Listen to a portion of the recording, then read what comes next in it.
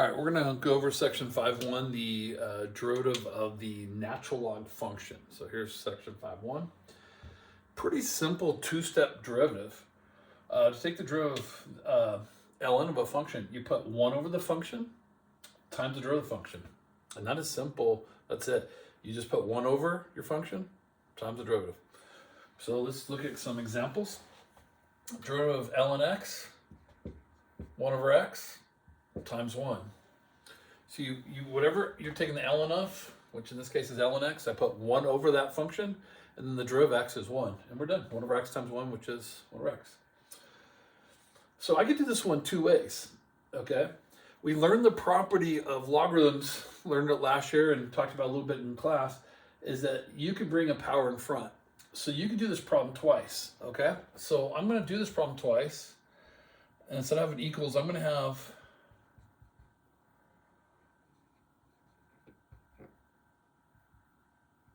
both scenarios. Those are the same problem. So I could bring the 2 in front and then take the derivative from there, or I could just take the derivative from here. If I took it from here, it's 1 over my function times the derivative of my function.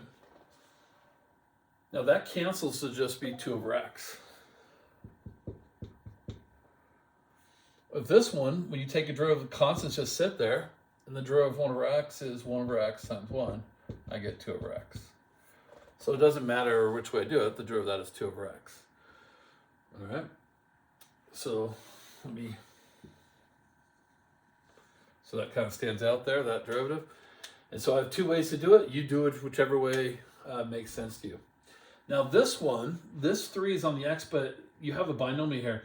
Only if the whole problem is to a power, remember, we can bring in front of logarithm. So I can't bring that 3 in front, so there's no way to do it except the derivative is 1 over the whole function times the derivative of the function. So the whole function is x cubed minus 1, so I got to put 1 over that whole thing times 3x squared. All right, so far so good. Now, we don't take derivative of log logarithms. Remember, the reason why we only learned log was because we have a base 10 counting system.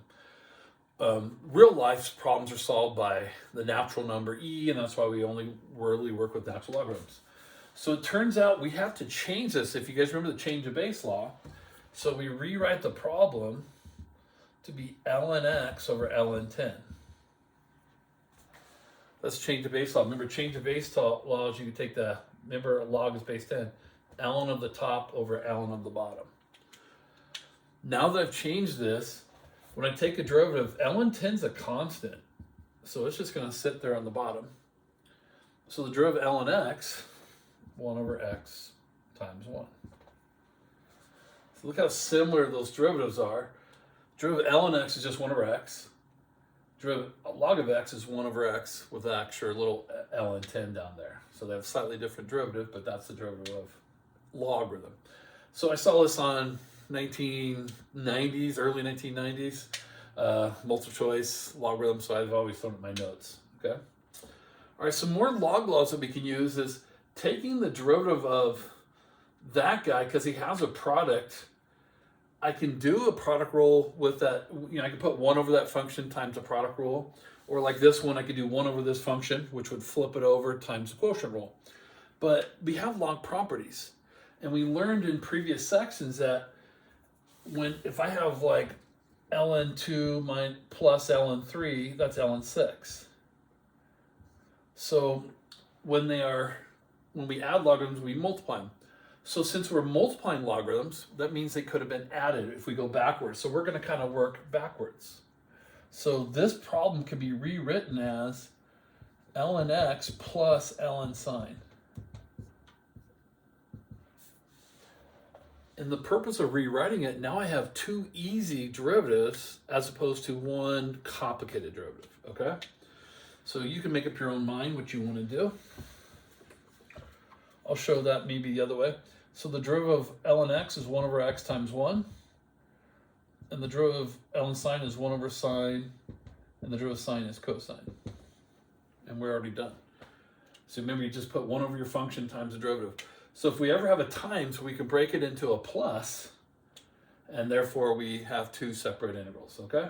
So if you want to clean these up, 1 over x plus cosine over sine. And a lot of you will recognize that as cotangent, cosine over sine. So you could have the answer 1 over x plus cotangent. So likewise, if we have a division, and we learned again when we have a, ln 10 minus ln 2, we subtract, we divide. So since we're dividing, then we could write a subtraction.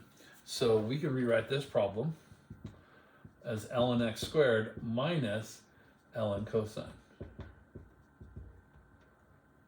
Dx there. So we just break it into a subtraction because it's division. So that's a little trick we can do. And again, I could choose to bring the exponent 2 in front there, right? I have that option. And now when I take the derivative,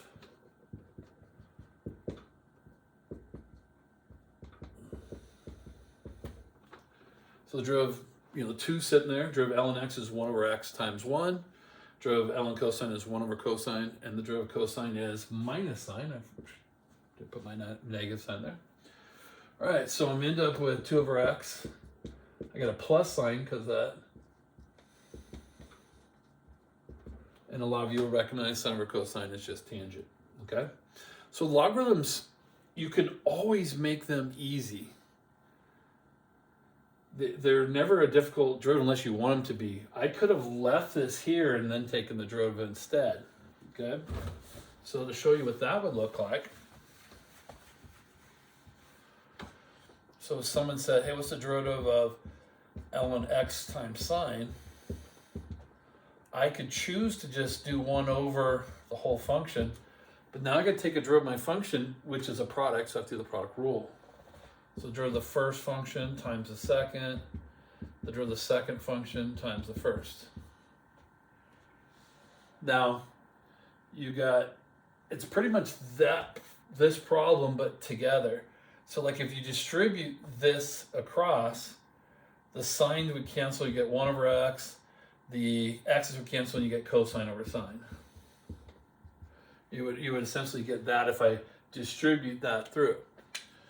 If I just keep that up on top, it's like if I were to bow tie these and put them together, that's what that answer would be. So they're equivalent answers, okay? So this isn't too bad to do, but we have a little shortcut. If it's times, we can break it into plus. If it's divide, we can break it into minus, okay? And so you have that option if you'd like. All right, and that's the derivative of the natural log.